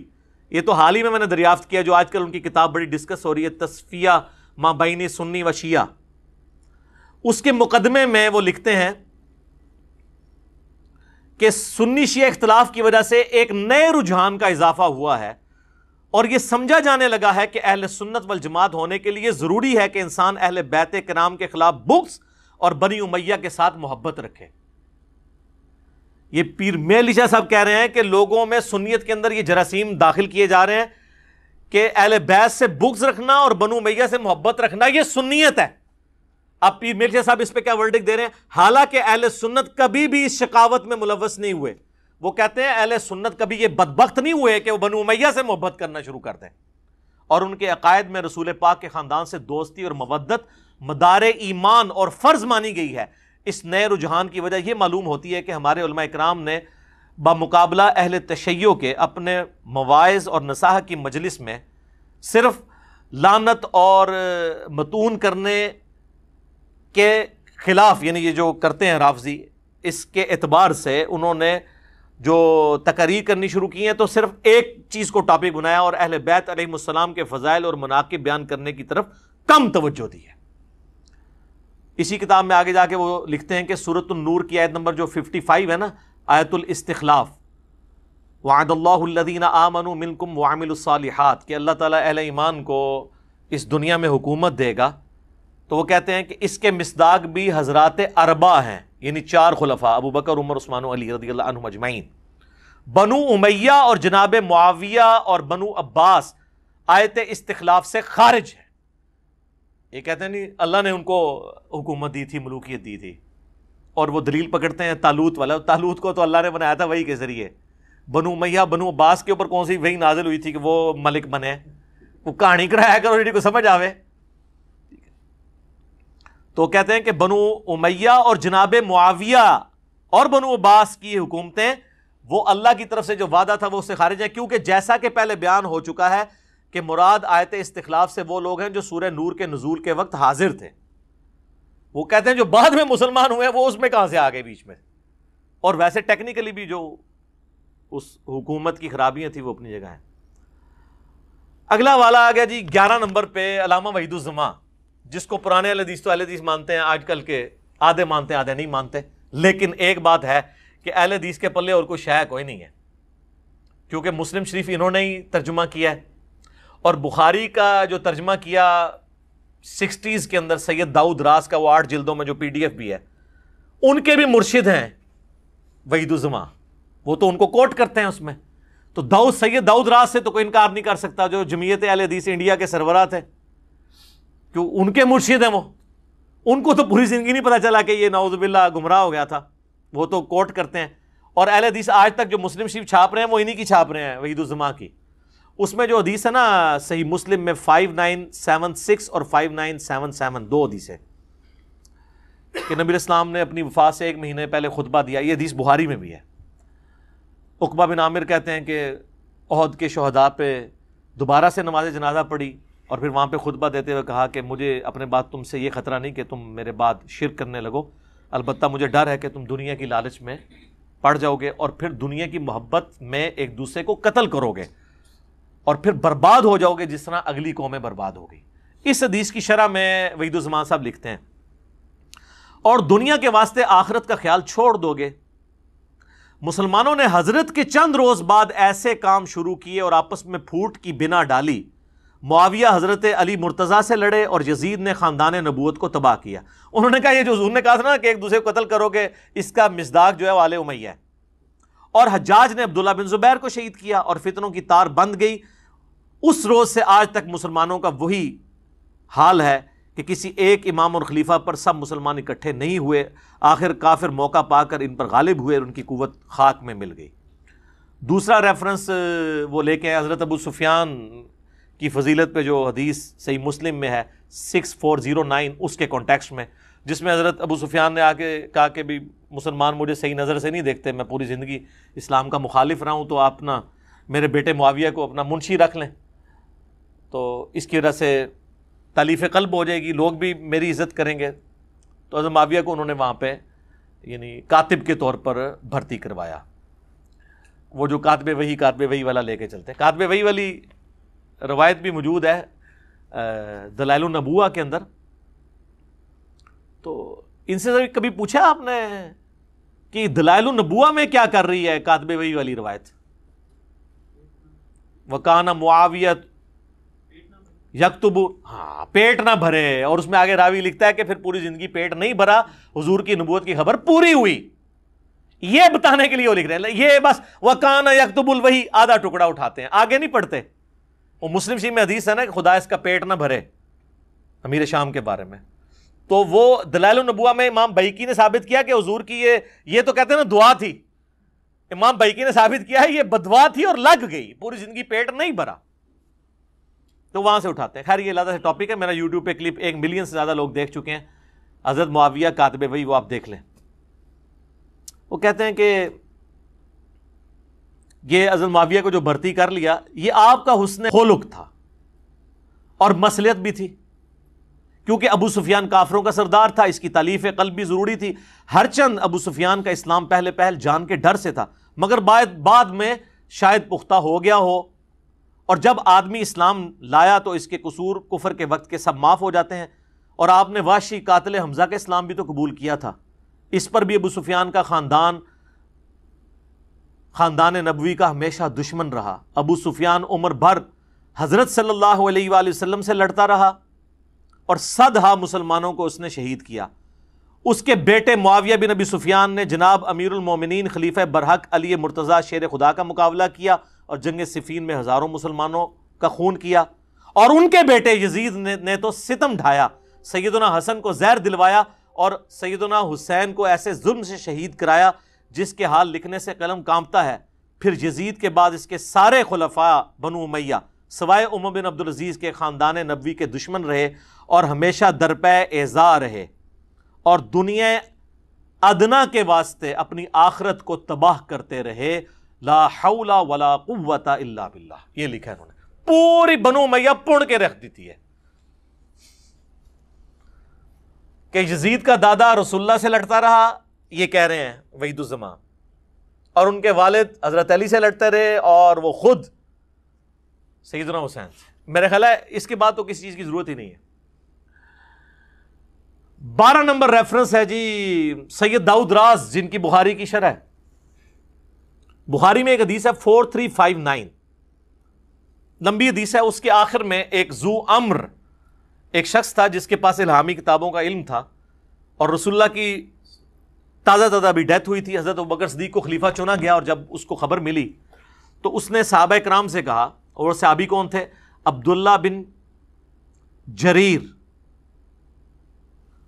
بجلی، یہ بجلی اردو میں لکھا ہوتا ہے، لوگ بجلی پڑھ رہتے ہیں، بجلی نہیں ہے بجلی۔ ان کو وہ شخص ملا تو اس نے اسی حدیث میں الفاظ ہیں بخاری 4359، جب تک تمہارا طرز عمل یہ ہوگا کہ جب تمہارا کوئی امیر وفات پا جائے تو تم اپنا کوئی دوسرا امیر منتخب کر لیا کرو گے تو اس وقت تک خیر و بھلائی کے ساتھ رہو گے، لیکن جب امارت کے لیے تلوار تک بات پہنچ گئی تو تمہارے امیر بادشاہ بن جائیں گے اور بادشاہوں کی طرح غصہ ہوا کریں گے اور انہی کی طرح خوش ہوا کریں گے۔ یعنی وہ کہتے ہیں کہ یہ ملوکیت تمہارے اندر آنی ہے اور ملوکیت والا ہی معاملہ ہوگا۔ کانوا ملوکن یغضبون غضب الملوک ویرضون رضا الملوک، وہ بادشاہوں کی طرح ناراض ہوا کریں گے۔ بادشاہ تو ماں بدولت جس بات پہ ناراض ہو جائے، قرآن حدیث سے کیا لینا دینا بادشاہوں کا، ان کے تو اپنے موڈ کی بات ہے۔ اس کی شرح میں لکھتے ہیں داؤد راز خود، وہ کہتے ہیں ذو امر کی آخری نصیحت جو یہاں پر حدیث میں آئی ہے وہ بالکل ٹھیک ثابت ہوئی۔ خلفائے راشدین کے زمانے تک خلافت مسلمانوں کے مشورے اور صلاح سے ہوتی رہی، اس دور کے بعد کسرا اور کیسر کی طرح لوگ طاقت کے بل پر بادشاہ بننے لگے اور مسلمانوں کا شرازہ منتشر ہو گیا۔ حضرت امیر معاویہ رضی اللہ تعالیٰ عنہ نے جب خلافت یزید کا اعلان کیا تو کئی بصیرت مسلمانوں نے صاف یہ کہہ دیا تھا کہ آپ سنت رسول کو چھوڑ رہے ہیں اور آپ کسریٰ اور قیصر کی سنت کو زندہ کر رہے ہیں۔ یہ ہے سر بخاری میں، عبد الرحمن بن ابی بکر والی جو حدیث ہے 4827، وہ پھر میرا اس پہ ٹائم لگ جائے گا، جب مروان کہہ رہا تھا کہ اللہ تعالیٰ نے امیر المومنین معاویہ کو یہ بات سجائی ہے، وہ امت کے وسیع تر مفاد میں اپنے بیٹے کو اپنے بعد خلیفہ بنانا چاہتے ہیں، تو ادھر بھی عبد الرحمن بن ابی بکر والا موجود ہے، وہ آج ٹاپک نہیں ہے، میں اس کو سکپ کرتا ہوں۔ پمفلٹ میں سب کچھ ہے، پریشان نہیں ہونا۔ بہرحال اسلامی خلافت کی بنیاد امرہم شورا بینہم کے تحت ہے، یعنی آپس کا کام مشورے سے، جس کو ترقی دے کر آج کی جمہوریت لائی گئی ہے۔ اگرچہ اس میں بہت سی خرابیاں ہیں، تاہم شورا کی ایک ادنا جھلک تو ہے۔ یہ دیکھ لیں، یہ اہل حدیث کا بھی وہی موقف ہے ان کے عالم کا۔ میں جو کہتا ہوں نا، جمہوریت جو ہے یعنی حلال کے دائرے کے اندر، حرام اور حلال کا فیصلہ تو کرے گا قرآن و سنت کا منہج، حلال کے اندر کثرت رائے سے فیصلہ کرنا اسلامی جمہوریت جو ہے، میں ویسٹرن جمہوریت وہ خلافت راشدہ کی ایک ماڈرن فارم ہے، یہ خود یہ بھی مان رہے ہیں۔ 13 نمبر ریفرنس میرے استاد ڈاکٹر اسرار صاحب رحمہ اللہ کا، پاکستان میں نظام خلافت کیا، کیوں اور کیسے۔ اس میں وہ لکھتے ہیں کہ حضرت علی کی خلافت کے بعد جو حکومتیں ہیں، وہ کہتے ہیں جبکہ امیر معاویہ کی پشت پر ایک قبائلی قوت تھی جس کا شام کے اندر ایک مرکز قائم ہوا، میں ان کی نیت پر کوئی حملہ نہیں کر رہا۔ ظاہر برابر بھی تو کرنا ہوتا ہے نا، لوگ لٹ لے کے مغری نہ پہ جان، معاذ اللہ وہ صحابی رسول ہیں، لیکن ان کی خلافت اس طور سے منعقد نہیں ہوئی جیسا کہ پہلے چاروں خلفاء کی ہوئی تھی۔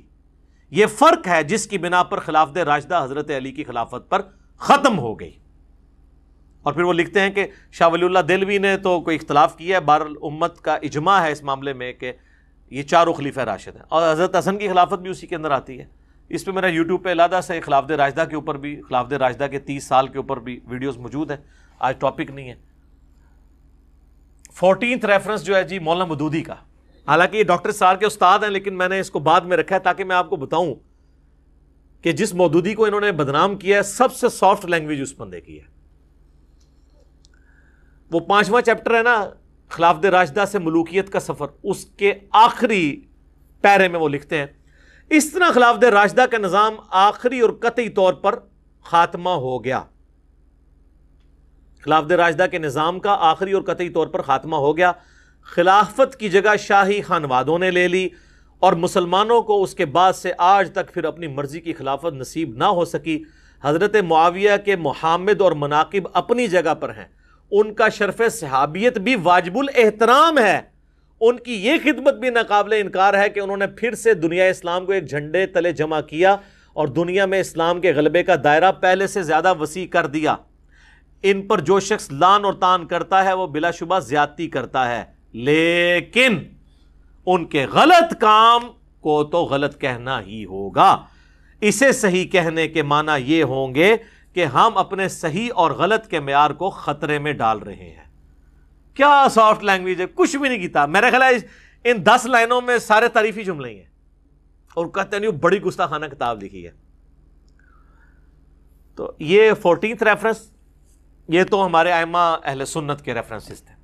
15 نمبر پہ میں نے ایک غیر مسلم کا ریفرنس رکھا ہے، یہ کہتے ہیں جناب وہ یہود و نصارہ جس کی تعریف کرے نا، وہ آپ سمجھ لیں یہود و نصارہ کا ایجنٹ ہے۔ یہی بتایا جاتا ہے نا آپ کو ہر معاملے میں کہ جی وہ قادیانیوں کو پناہ دی ہوئی ہے جرمنی والوں نے، تو لہٰذا آپ سمجھ لیں کہ قادیانی اسلام دشمن ہے۔ تو سر جرمنی کے ہی ایک جو صحافی ہیں نا، ان کا میں آپ کو ورڈکٹ بتاتا ہوں حضرت معاویہ کے بارے میں۔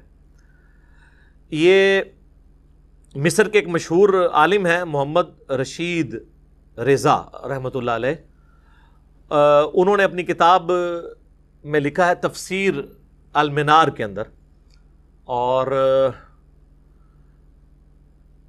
اب یہ عرب اسکالر ہیں، میں اس کا ترجمہ آپ کو پڑھ کے بتا دیتا ہوں۔ وہ کہتے ہیں کہ جرمنی کے بعض اکابر پروفیسرز نے عثمانیہ حکومت کے دارالخلافہ میں بعض اہل اسلام سے کہا، اور ان میں بعض شرفائے مکہ بھی موجود تھے، کہ ہمیں چاہیے کہ ہم اپنے کیپٹل برلن، جو برلن شہر ہے، اس کے فلاں چوک میں معاویہ بن ابی سفیان کا مجسمہ قائم کریں۔ وہ کہتے ہیں کہ یہ حضرت معاویہ کے مجسمے تو غیر مسلم ملکوں میں لگے ہونے چاہیے۔ ان سے پوچھا گیا کیوں؟ انہوں نے کہا اس لیے کہ وہی تو ہیں جنہوں نے خلافت اسلامیہ کا نظام کا رخ جمہوریت سے غلبہ عصبیت کی طرف موڑ دیا، یعنی زبردستی اور تعصب کے اوپر۔ اگر وہ نہ ہوتے تو روئے زمین پر اسلام پھیل جاتا اور ہم جرمن اور یورپ کے تمام قبائل عرب مسلمان ہوتے۔ وہ کہتے ہیں یہ جو ہم چاند ایک بچ گئے ہیں نا، یہ بھی حضرت معاویہ کو دعائیں دو کہ انہوں نے اس وقت حکومت کا نظام ہی بدل دیا، ہمیں تو چاہیے ان کو اپنا لیڈر مان کے ان کے مجسمے لگائیں۔ یہ میں نے حوالہ اس لیے رکھا ہے 15 نمبر پہ کہ ہمیں تو یہی بچپن سے بتایا جاتا ہے نا کہ جس کی یہود و نصارہ تعریف کریں نا اس حوالے سے، تو وہ آپ کو پتہ چل جائے گا کہ اسلام کے خلاف کیا۔ تو میں ان چیزوں پہ کامنٹس نہیں کر رہا، میرا بس کام صرف تھا کہ آپ کو بتا دوں۔ باقی یہ 15 ریفرنسز تھے، اور آخر میں میرا اپنا ریفرنس بھی ہے جو میں بیان کر دوں۔ وہ 5B ریسرچ پیپر ہے، واقعہ کربلا کا حقیقی پس منظر 72 صحیح الاسناد احادیث کی روشنی میں۔ یہ 72 کا ٹائٹل تو شہدائے کربلا کی نسبت سے احادیث 200 سے زیادہ ہیں، اکثر بخاری اور مسلم سے ہیں۔ یہ عربی میں بھی ہے، اردو میں بھی ہے، ہندی میں بھی ہے، انگلش میں بھی ہے۔ ہماری ویب سائٹ ahlsunnatpak.com سے ریسرچ پیپرز والے پورشن میں جا کے 5B ریسرچ پیپر مفت ڈاؤن لوڈ کریں۔ اس میں اکثر احادیث بخاری مسلم سے ہیں، ادر دین بخاری مسلم کے اوپر میں نے دور حاضر کے جو بڑے محققین ہیں اسماء و رجال کی فیلڈ کے، شیخ البانی ہوں، شیخ زبیر لیزئی ہوں، شیخ شعیب آرناؤت ہوں رحمہم اللہ اجمعین، اور باقی جو ہیں محدثین، ان کے باقاعدہ تحکیم لگائی ہے۔ اس میں کوئی ایک حدیث بھی ایسی نہیں ہے جسے کسی نہ کسی محدث نے صحیح نہ کہا ہو، کسی نے ضرور اس کو صحیح کہا ہوگا۔ سب کی سب میں نے ایک جگہ الحمدللہ جمع کی ہیں، اور اس میں مینلی میں نے 6 ٹاپک کور کیے ہیں۔ وہ میں آپ کو صرف ان کے عنوان بتا دیتا ہوں۔ پہلا ٹاپک ہے منہج نبوی پر قائم خلافت راشدہ کی صحیح مدت کتنی تھی اور خلافت راشدہ کے اہل حقیقی خلفۂ راشدین کون ہیں۔ اس کے بعد دوسرا اس کا ٹاپک جو ہے وہ ہے